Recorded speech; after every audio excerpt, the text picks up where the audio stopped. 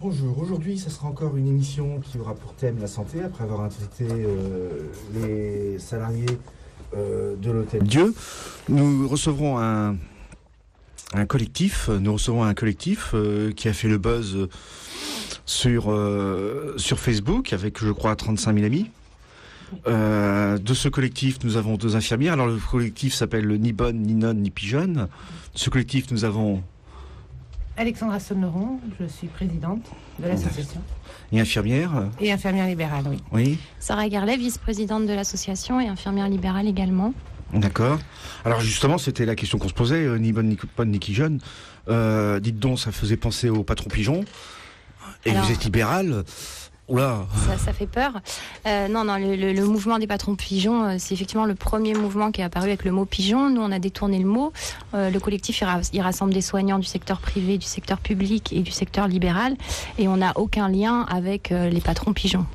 C'était aussi une ironie, quoi, un second degré. On a détourné un mot qui faisait le buzz sur Internet, et surtout on a repris le slogan de 88, qui était ni bonne, ni nonne, ni conne, et on l'a mis au goût du jour. Voilà, donc vous estimez les héritières de ce grand mouvement de 88, des infirmières de 88 ? On est les héritières de ce mouvement parce que oui, tout n'a pas été réglé en 88 malheureusement, et le combat continue. Donc, ça se serait su. Voilà, ça se serait su. On peut rappeler un petit peu le mouvement de 88, parce que pour les auditeurs qui sont un peu jeunes... Alors le mouvement de 88, oui, il y a eu 100 000 soignants dans la rue en 88. À l'époque, en fait, on remettait en question le niveau bac pour l'accès au diplôme infirmier. Donc il y avait eu un mouvement en Angleterre qui était né, puis c'est arrivé en France. Il y a une coordination nationale d'Île-de-France qui s'était créée, donc les infirmières se sont organisées. Et c'est un combat qui a duré 2 ans. En fait, la coordination nationale, qui était au départ une association, est devenue un syndicat ensuite, la coordination nationale infirmière. Malheureusement, alors le niveau bac a été maintenu, mais toutes les revendications de l'époque, notamment sur les conditions de travail et salariales, n'ont pas abouti. Il y a eu des conflits aussi avec le syndicat à l'époque qui a été négocié, la CFDT, et c'est un mouvement qui a fini par s'essouffler par épuisement aussi, même si jusqu'en 90-91 il y a eu une mobilisation assez forte. Voilà, donc la mobilisation qu'on a essayé de mettre en œuvre là depuis le mois d'octobre, elle reprend effectivement le slogan, puisqu'il y a des problèmes similaires qui se sont aggravés, notamment au vu des conditions de travail et des politiques de santé qui se sont mises en place ensuite. Voilà, c'est pour ça qu'on est les héritières effectivement du mouvement. Mais nous rassemblons dans ce mouvement aussi les aides-soignantes, les aides-soignants et les aides-soignantes. Voilà, donc c'est un peu la nouveauté, c'est le binôme aide-soignant-infirmier qui est défendu fortement. Est-ce qu'on peut rappeler peut-être les conditions pour les infirmières du public, de l'hôpital public, de rémunération et de pension actuellement ? Alors il y a une réforme qui a eu lieu il y a 3 ans par rapport à la catégorie A et la catégorie B. Donc la réforme des retraites qui a supprimé la pénibilité du métier d'infirmière. On a eu le choix, c'est-à-dire un choix quand même très imposé, c'est-à-dire qu'il fallait choisir entre la catégorie A et la catégorie B. Donc pour celles qui choisissaient la catégorie A, elles renonçaient donc à la pénibilité, donc elles perdaient 5 ans pour arriver à la retraite, donc un départ à 55 ans qui n'est plus possible. Et celles qui sont restées en catégorie B, qui ont fait ce choix, conservent leurs droits. Et en fait, il s'agit d'une proportion d'infirmières peu importante au vu des gens qui ont choisi la catégorie A. Donc ça fait partie des revendications du collectif, c'est le retour à la catégorie B pour l'ensemble du secteur et l'extension au secteur privé. Oui, donc en fait il s'est passé exactement la même chose que dans l'éducation nationale pour les institutrices, c'est-à-dire qu'on a une petite augmentation de rémunération immédiate, mais des droits à pension qui, compte tenu des réformes, vont finalement être épuisés sur le long terme. Oui, et puis en fait cette augmentation liée au changement de catégorie est finalement est pas vraiment valable, puisque l'épuisement fait qu'il y a beaucoup d'infirmières qui pourront pas arriver au bout de leurs années, donc qui quitteront le métier avant de pouvoir bénéficier de leur pension complète, et qui se retrouveront finalement avec une pension qui sera moins importante que si elles avaient été en catégorie B. Le deal, c'était aussi parce que les infirmières demandent le niveau licence depuis bien longtemps, puisqu'on fait 3 ans d'études. Donc là, par un coup de baguette magique, on a eu accès au niveau licence pour les élèves, les étudiants qui sortaient en 2012, sauf que toutes celles qui sont en catégorie A et qui ont choisi la catégorie A et qui sont diplômées d'avant 2012 n'ont pas le niveau licence universitaire et doivent passer par des validations d'acquis de l'expérience pour accéder à certains masters. Donc finalement, il y a une inégalité aussi entre les professionnels et entre les différentes fonctions publiques, puisque même si cette réforme doit s'étendre aux autres fonctions, donc l'éducation nationale, la fonction publique territoriale, il y a encore des gens qui sont en catégorie B, donc pour une même profession, il y a des inégalités de traitement. Vous pouvez préciser les 2 catégories A et B ? A et B, c'est les catégories de la fonction publique, c'est-à-dire que c'est soumis à un niveau de diplôme. Oui. Donc nous, en tant qu'infirmières, on revendiquait le niveau licence depuis longtemps, puisque les études sont passées à 3 ans depuis 1993, je crois. Donc le niveau de catégorie A correspond à un niveau licence universitaire. En Europe, aujourd'hui, il y a le cursus LMD, licence master doctorat. Le master infirmier a été mis en place en France depuis 2009, donc au même moment que la réforme des retraites. Sauf que ce master en sciences cliniques infirmières, pour l'instant, n'a aucun statut, puisqu'il n'est pas du tout reconnu en termes de salaire et de poste, et que le doctorat est complètement inexistant, alors qu'il existe dans nos voisins européens, en Italie, au Portugal, en Espagne. Donc voilà, la science clinique infirmière apparaît dans les universités sans apparaître en termes de reconnaissance sur le terrain. D'accord, peut-être la grille de rémunération, un ordre de grandeur pour que les auditeurs aient une idée des 2 catégories B et A, pour que vraiment on se rende compte que les infirmières sont pas si bien payées qu'on peut l'avoir entendu. Une infirmière en début de carrière qui rentre à l'hôpital public, il y a un salaire de base qui est de 1 400 € à peu près, après qui peut évoluer en fonction des nuits, des week-ends, des dimanches, des fériés. Voilà, en fin de carrière, si elle va au bout, vraiment au bout, jusqu'à ses elle arrivera à 2300, 2400 €, je crois que c'est ça. La différence avec la catégorie A, par comparaison, en fait, elle est pas très importante. Moi, j'ai quitté la fonction publique en 2006, donc j'étais échelon 3, donc il y a 15 € d'écart. Après, en fin de carrière, c'est là que ça se joue. Mais effectivement, en fin de carrière, c'est là que les infirmières ne seront plus dans les services. Donc finalement, ces salaires ne seront a priori jamais versés.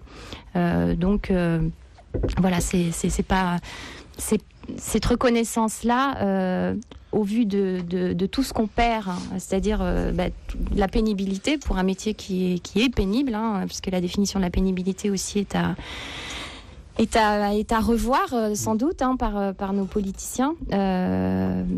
C'est vraiment un retour en arrière. On perd des acquis sociaux très importants.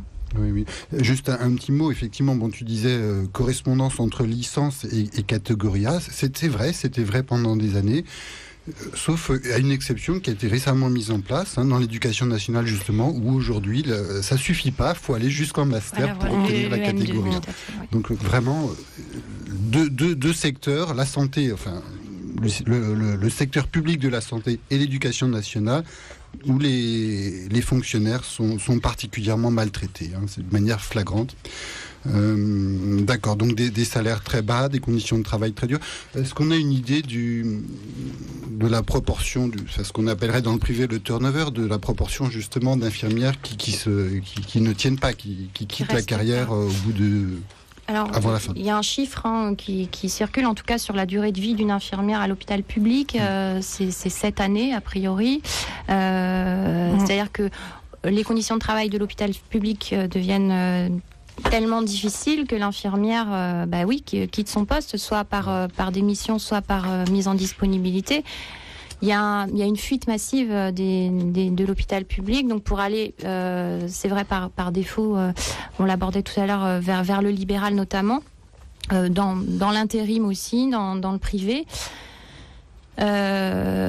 mais il y a aussi beaucoup d'infirmières qui ont leur diplôme et qui n'exercent plus, donc qui soit se reconvertissent, qui reprennent une formation universitaire ou autre, qui s'arrêtent de travailler. Donc ces chiffres-là, on les a pas complètement parce qu'en plus l'inscription auprès de l'ARS est pas juste partout. Donc c'est un chiffrage qui est très difficile à déterminer. En tout cas, ce qui est sûr, c'est que le turnover dans les services, notamment en Île-de-France, est extrêmement important. Ce qui fait qu'il y a peu d'infirmières avec de l'expérience qui restent dans les services. Donc là, ce turnover serait entre autres un symptôme du mal-être qu'il y aurait à être infirmière. C'est certain, c'est évident. Il y a aujourd'hui en Île-de-France la possibilité d'avoir du travail, ce qui n'est pas le cas dans d'autres régions. Justement, avec la mise en place de la réforme, est apparu un chômage infirmier dans l'ouest de la France notamment et dans le sud. Donc il y a des infirmières qui sont inscrites à Pôle emploi depuis 2-3 ans. Et ces infirmières-là enchaînent les CDD notamment. Il y a des ESI, des étudiants en soins infirmiers qui sortent diplômés, qui n'ont pas de travail et qui mettent 6-8 mois à faire des petites missions en intérim et qui réellement ne trouvent pas de travail. En Bretagne notamment, en Loire-Atlantique, ça devient vraiment des conditions précaires d'exercice de notre profession. Pas en Île-de-France. En Île-de-France, on manque encore d'infirmières. Les postes, en fait, il y a des postes vacants, mais comme tout est gelé, les soignants ne sont pas recrutés. Donc on laisse aussi des services avec des postes ouverts sans recruter d'infirmières. Donc si on pouvait reprendre un peu si vous pouvez reprendre vos revendications, oui, non. Mais si on pouvait reprendre déjà les revendications du collectif, ni bonne, ni nonne, ni pigeonne, voir un peu vos principales revendications. Alors les principales revendications, justement en rapport avec cette réforme, c'est évidemment la remise en place de la pénibilité de la profession infirmière, donc un retour à la catégorie active et non sédentaire, la possibilité de départ en retraite à 55 ans, voilà, tout à fait. La reconnaissance du burn-out en maladie professionnelle, puisque ça existe quand même. Oui, c'est une réalité. Il y a un suicide aussi parmi les soignants, qui est pas bien répertorié, mais qui est... Et pas médiatisé. Pas médiatisé surtout, mais ça c'est sûr que ça fait peur, des soignants qui se suicident et qui vont mal, donc il n'y a certainement pas intérêt à le médiatiser. Donc c'est la reconnaissance c'est valable pour d'autres secteurs de profession, mais la reconnaissance du burn-out en maladie professionnelle, l'instauration d'un ratio patient-soignant qui existe aujourd'hui en dialyse, en réanimation, mais qui n'existe pas dans les services de médecine et de chirurgie, c'est-à-dire un nombre de patients déterminé par infirmière, parce qu'on se retrouve aujourd'hui avec des infirmières, c'est monnaie courante d'être dans un service de chirurgie et de se retrouver un matin toute seule avec 20 patients à gérer. Parlons des établissements pour personnes âgées dépendantes où on se retrouve aussi avec une infirmière pour 80 à 100 résidents et des infirmières qui sont même absentes la nuit, et c'est une aide-soignante qui va devoir gérer ces 100 résidents avec un agent. C'est pour ça que vous... Surtout qu'il y a un vieillissement de la population. C'est pour ça qu'on demande une réflexion réaliste sur le vieillissement de la population, et l'augmentation des pathologies chroniques afin de faire face aux enjeux de santé publique. Oui, parce que on se rend compte que d'ici 2014, un quart de la population française sera des vieux. Et moi, je vois, il y a énormément de jeunes qui actuellement sont en formation pour l'aide à la personne, soins infirmiers, etc. Et on leur dit, allez-y, là vous aurez du boulot, c'est sûr, etc. Mais d'après ce que vous me dites, les infirmières, tout le monde s'en va, quoi. Alors, d'un côté, on dit, allez-y, venez, engagez-vous pour subir une formation de ce type.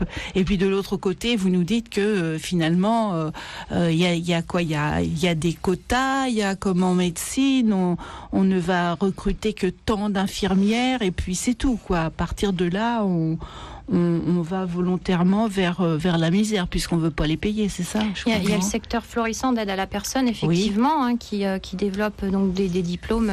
Mais l'aide à la personne, le nom l'indique, c'est l'aide à la vie quotidienne. Donc en aucun cas, ça n'est un soin.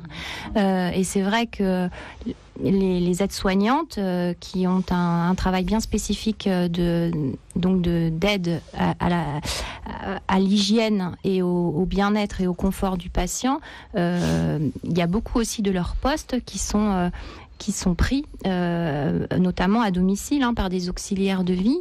Donc là, les revendications, elles portent aussi beaucoup sur les aides-soignantes qui ont un statut véritable à prendre, puisque aujourd'hui, en fait, tous nos soins sont délégués à l'aide-soignante. Elle n'a pas de statut propre. Donc les aides-soignantes qui sont dans le collectif sont là aussi pour défendre leur expertise. Et voilà, donc c'est aussi ça qu'on défend dans le collectif, c'est que l'aide-soignante est une vraie place pour l'accompagnement des patients. Et pour la mise en place aussi, effectivement, en ville, de soins qui leur appartiennent à elles et qui sont aujourd'hui effectués par des auxiliaires de vie. Donc c'est de l'argent qui n'est plus... c'est plus du soin, c'est-à-dire que c'est le patient qui doit payer, puisque c'est pas un acte qui est remboursé par la sécurité sociale. Donc à moins de pouvoir bénéficier de l'allocation perte d'autonomie par le Conseil général quand on est dans un état de dépendance assez avancé, toutes ces aides ne peuvent être acquises que par des gens qui ont les moyens. Donc il y a toute une partie de la population vieillissante qui est écartée de cet accompagnement, et on revendique aussi une mise à plat de notre nomenclature, nous, en ville, puisque elle est obsolète.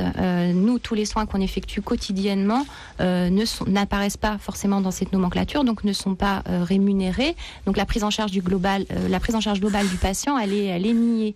Et c'est un véritable problème pour justement cette population vieillissante et pour le maintien à domicile, puisque on se retrouve, nous, en plus, il y a une inégalité en fonction des territoires, c'est-à-dire que les démarches de soins infirmiers ne sont pas forcément acceptées d'un département à l'autre. Elles sont soumises à prescription médicale, alors que c'est notre rôle propre d'établir une démarche de soins infirmiers.